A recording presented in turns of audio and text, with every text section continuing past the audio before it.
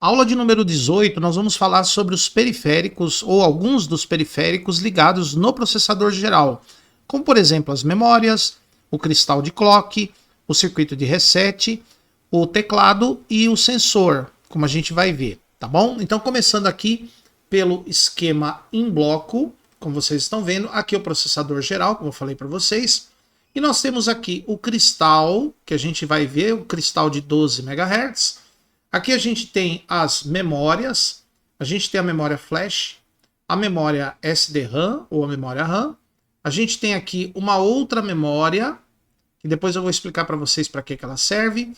Aqui a gente tem um sensor de toque. E aqui a gente tem o teclado, tá bom? Então vamos ver aqui, ó, vamos começar identificando o processador, né? O processador é um CI enorme, ele é bem fácil de achar no esquema, e a gente já pintou ele quase todo aqui em volta, incluindo as alimentações, ó. Como vocês podem ver, nós já temos as alimentações aqui. Por exemplo, alimentação de 1.05 volts, que é para alimentar o núcleo central de processamento, alimentação de 3 volts, alimentação de 3,3. Todas essas alimentações aqui no processador estão com esse nome, a live, tá? Ele muda de nome aqui, ó. Ó, tá vendo? VCC 3,3 vira para a live, ou seja, vivo, o aparelho está vivo quando tem os 3,3, porque essa tensão alimenta o processador geral. Aqui 3,3, 3,3, aqui 3,3. Tudo que está pintado de vermelho aqui reto, ó. Aqui 5 volts, aqui 1.05, núcleo central de processamento, aqui 3,3 volts. E aqui do lado a gente já tem alguns desses periféricos, né? A gente tem aqui, ó, o cristal de clock. O cristal de clock, na maioria dos som boombox ou paribox, ele é de 12,28 MHz, 12.28 MHz, que é o caso desse cristal aqui, ó, 12.28 MHz, né? Então ele vai ligado aqui, ó, em dois pinos aqui, nesses dois pinos aqui do processador, tá? Aqui para baixo, a gente tem um circuito que muda de nome, a tensão de 5 volts para MCS 5 volts. E aqui o circuito de reset. Esse circuito integrado, ele tem um pino aqui que, em geral, ele fica em 5 volts. Ele fica em nível alto, com funcionamento normal. Agora, quando a gente liga o aparelho, quando ele passa para a condição viva, o que acontece aqui? Eu tenho esse resistor e esse capacitor em série. O capacitor vai estar descarregado, a tensão nesse pino aqui vai estar zerada, e no instante que eu ligo com o capacitor descarregado, esse pino 2 ele vai para 0 volt, ele vai para nível baixo. Então, à medida que esse capacitor vai carregando, quando ele chegar em 2,2 volts, quando ele ultrapassar 2,2 volts, o pino 2 vai para nível alto, então ele passa de baixo para alto, e essa passagem do nível baixo para o nível alto vai resetar, aqui ó, vai resetar o processador geral, ou seja, vai inicializar os comandos, o funcionamento dele, tá bom? Então o circuito de reset é para isso, é para reinicializar o processador sempre que eu ligar o aparelho. Ele vai começar as funções do zero, tá bom? Muito bem. Aqui embaixo a gente tem as linhas, ó, a linha de 3,3 ela vira 3 volts através de um divisor de tensão. A linha de 3,3 volts ela vai para o LED laranja, né? Como a gente vai ver depois. Então, esses componentes que tem aqui. Aqui a gente tem um ponto chamado console out, né, que seria console. Esse console aqui, ele vai em um dos pinos do processador, mas essa função, que é uma função de controle, ela não é utilizada, ela não é implementada nesse aparelho, tá? Então, o pino console do processador, esse pino console aqui, que é um dos pinos do processador, se não me engano ele está aqui embaixo, ó, tá aqui, ó, console out, ele não é utilizado nesse processador, tá? O console seria para ele controlar outros circuitos do aparelho, é uma outra função de controle, mas que nesse aparelho não é implementada, tá bom? Muito bem, isso daqui, nós vimos o cristal de 12.28, e nós vimos também o circuito de reset ligado aqui. Agora nós vamos dar uma olhada na memória, né? Tem duas memórias. Ele tem essa memória flash aqui, ó. É uma memória que tem 4 bits aqui de informação de dados, né? SF D1, D2. é D0, D1, D2 e D3, né, que são as linhas de dados, 4 linhas de dados, tem uma linha de clock e tem uma linha de habilitação, que é chip selector. Esse CS aqui significa chip selector, ou seja, vai habilitar o funcionamento desta memória, tá?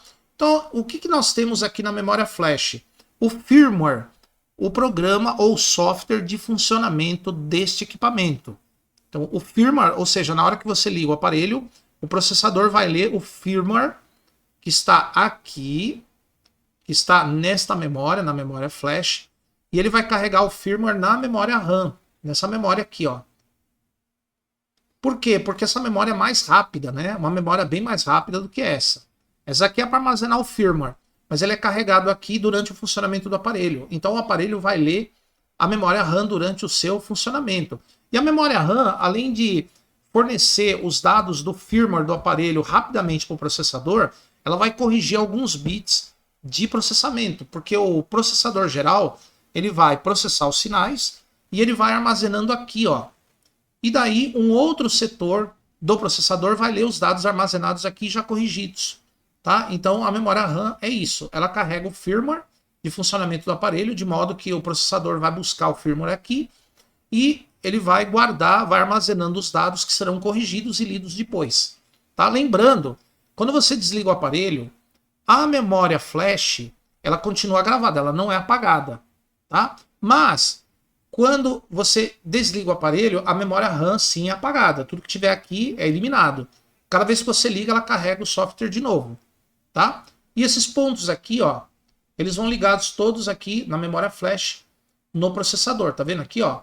Os dados D0 a D3, 4 bits de cada vez, clock, e a habilitação, né, o chip selector. Enquanto que para memória RAM, que é essa daqui, ela tem as ligações aqui, a letra A e a letra D, com o processador. Aqui, ó. Aqui desse lado, ó. São as trilhas que vão fazer a comunicação com a memória RAM. Tá vendo? Bem aqui do lado. Muito bem. Agora, pessoal, nós vamos falar sobre essa memória aqui, ó. Esse CP 3.0 é uma pequena memória. Tá vendo aqui, ó? Inclusive, ela se comunica com o processador através de linhas data e clock, né? I2C. O que tem nessa memória aqui? Tem dados encriptografados que permite com que o processador possa interpretar os sinais que vêm dos aparelhos da Apple. Então, por exemplo, o iPhone, o processador geral vai reconhecer o iPhone através do programa, do software gravado nessa memória. Então isso daqui, na verdade, é um chip de compatibilidade, é uma memória de compatibilidade com os aparelhos da Apple. CP/SCL e SDA, tá vendo? Ele se comunica aqui com o processador geral. Sem esse chip e sem o programa gravado nele, não teria como, por exemplo, o processador ler os dados que vêm dos aparelhos da Apple, tá bom? Então aqui a gente tem um programa de compatibilidade. Então quer dizer que se esse CI pifar, o aparelho vai deixar de reconhecer os equipamentos da Apple. Por exemplo, os iPhone, ele vai indicar lá que não é reconhecido. Então é esse chip aqui que faz esse reconhecimento, né? O firmware, o software gravado aqui neste programa, tá? Muito bem. Compatibilidade. Esse sensor aqui é um sensor, é um JSA, né? Que significa Joystick Sensor Array. É um arranjo de joystick, seria um sensorzinho deslizante, né, ou de toque.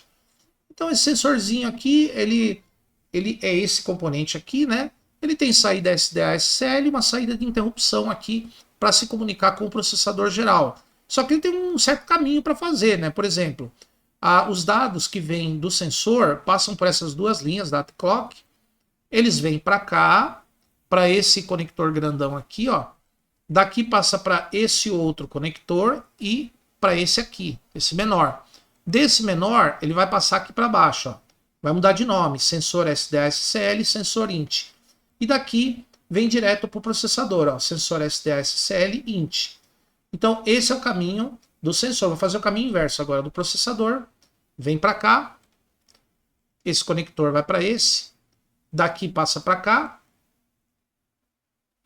daqui passa para esse outro conector, e daí vem para pro sensor propriamente dito, tá? Então, vocês estão vendo aqui um sensor e ele tem 3 linhas de comunicação com o processador geral, que é o data clock e o sinal de interrupção, tá? Muito bem. Agora nós vamos falar do teclado, né? O teclado, o keyboard aqui, ó. O teclado, ele está localizado, vamos ver, vamos dar uma olhada lá no esquema. Ó, no esquema em bloco, o teclado está aqui, ó. Ó, o teclado está aqui. Na verdade, esse teclado é dividido em 2 partes, né? Uma parte está aqui, tem tecla de agudo, menos, reverberação, sinal, reverberação mais, aumento e diminuição de agudo, reverberação. O liga e desliga separado, tá? Sinal, o módulo Bluetooth, né, para ativar efeitos 2, 3, luz, né? E tem mais coisas aqui do teclado. Esse teclado ele continua aqui para baixo, ó. Tá vendo? Ele continua aqui, ó. Volume mais, volume menos, grave mais, grave menos, efeito 1, o booster, né, os super graves, né, no caso aqui é um reforço de graves, tá? Muito bem, então como é que a gente faz aqui os controles? Então, ó, aqui a gente tem que ADC, esse ADC ou ADC aqui significa Analógico Digital Converter. Como eles vão lá para o processador geral, percebam que cada tecla gera uma tensão diferente. São tensões analógicas. Essas tensões serão transformadas em comandos digitais lá pelo processador. Por isso que tem esse nome ADC aqui, tá? E funciona a partir de um divisor de tensão na tensão de 3,3 volts. Cada tecla tem um divisor diferente, gera uma tensão diferente. Tá vendo aqui, ó? Mesma coisa o teclado. Então, ó, o teclado, o ADC1, ele vem para cá, ó. ADC 1A, 2A e 3A. Vem para esse conector. E aqui é a mesma coisa. 1A, 2A, 3A. Né? Para esse conector aqui. Vai entrar aqui. Desse conector passa para cá. Que ADC 1, 2, 3. E daqui, ó, vem para o processador geral. Tá vendo? Então essas teclas aí, elas funcionam no modo matriz. Então você tem conjuntos de teclas que geram tensões diferentes em 3 linhas. E essas 3 linhas vão se comunicar aqui com o processador geral para executar as funções. Tá? Aqui, ó. Daqui vem para cá. Daqui vem para esse outro conector. E daqui vem para as outras teclas. Ó, tá vendo? Que são tensões diferentes. Então o teclado ele é dividido. Ele tem uma parte que vai na folha, nessa folha aqui de baixo, ó. Tá vendo? Uma parte do teclado vem aqui e a outra parte do teclado vem aqui em cima, ó. É o mesmo teclado, né? O mesmo circuito, os mesmos nomes aqui, ó.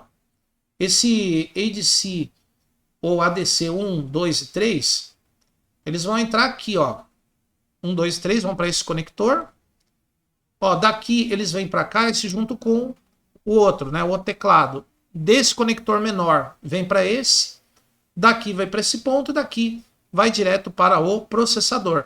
Então o que acontece? Como esse teclado é por tensão, se tiver sujo o teclado, ele vai mudando as funções sozinho, ou seja, o aparelho fica meio louco. Ele fica ativando as funções sem você mexer neles. Então se tomem bastante cuidado com tecla suja, resistor alterado na linha do teclado, tá bom? Que pode causar esses problemas, tá? Então aqui, ó, daqui vem para cá, vem para cá, vem para esse outro teclado, tá aqui o teclado, tá vendo? Resistores alterados nesses teclados aqui, eles podem gerar tensões diferentes e aí ativar uma função que não era para ativar, tá? Ou ativar mais de uma função, ou seja, fica meio louco a coisa. Tá bom, pessoal? Muito bem, então é isso que nós tínhamos para ver nessa aula aqui, né?